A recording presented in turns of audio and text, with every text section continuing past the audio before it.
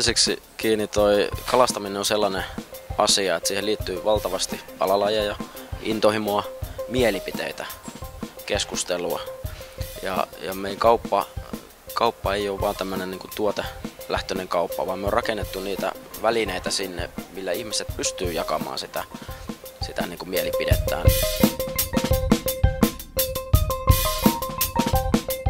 Me ollaan tehty analyysiä siitä, että ne ihmiset, jotka lukee meidän sisältöä, niin ne konvertoituu ostajiksi tosi paljon paremmin kuin ne, jotka ei lue sitä sisältöä. Viime heinäkuussa esimerkiksi oli 250% suurempi konversio niillä, jotka luki sisältöä.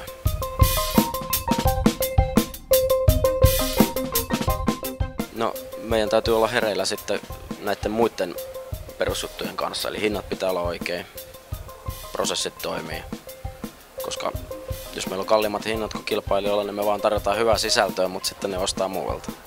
Se ei ole kiva juttu. Sulla pitää olla joku uniikki idea, millä sä kuvittelet erottuvas muista. Ja sun pitää kuunnella aidosti asiakkaita ja tietää, mitä ne oikeasti haluaa.